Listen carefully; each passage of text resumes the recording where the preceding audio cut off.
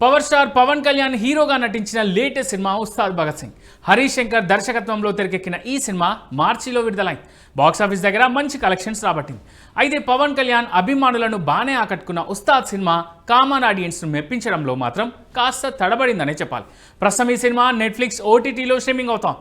ఈ క్రమంలోనే ఈ మూవీని చూసిన ప్రముఖ రచయిత నటుడు పరుచూరి గోపాలకృష్ణ ఉస్తాద్ భగత్ సింగ్ సినిమాపై తన స్టైల్లో రివ్యూ ఇచ్చారు. తన విశ్లేషణతో ఇప్పుడు నెట్టింట వైరల్ కూడా అవుతున్నారు. పరుచూరి పాఠాలు పేరుతో కొత్త సినిమాలపై విశ్లేషణ చేస్తుంటారు పరుచూరి గోపాలకృష్ణ. తాజాగా అయిన పవన్ కళ్యాణ్ ఉస్తాద్ భగత్ సింగ్ సినిమాపై కూడా విశ్లేషణ చేశారు. ఉస్తాద్ సినిమాలోని స్క్రీన్ ప్లే దోషాలను వివరించారు.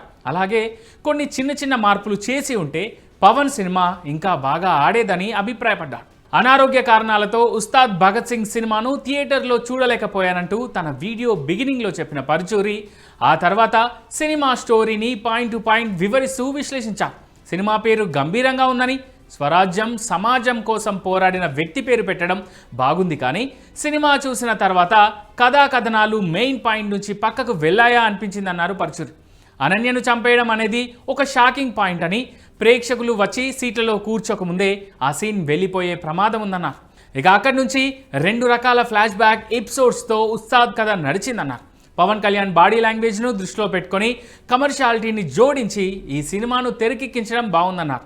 పోలీస్ ఆఫీసర్ చట్టాన్ని తన చేతుల్లోకి తీసుకోకూడదని, కానీ ఇందులో పవన్ చాలా మందిని కాల్ చేసినట్లు చూపించారన్నారు.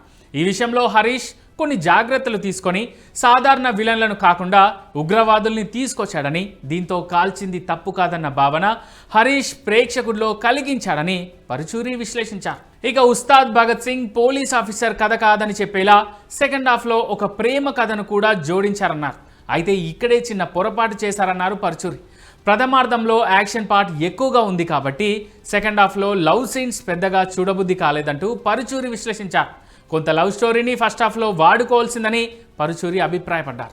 పవన్ లాంటి స్టార్ హీరో మూవీని చూడడానికి థియేటర్కు వచ్చిన ప్రేక్షకులు ఎప్పుడు హీరోను చూద్దామా అని అనుకుంటారని, కానీ ఈ సినిమాలో దాదాపు 20 నిమిషాల తర్వాత కూడా పవన్ కనిపించకపోవడం మైనస్ అన్నారు పరుచూరి.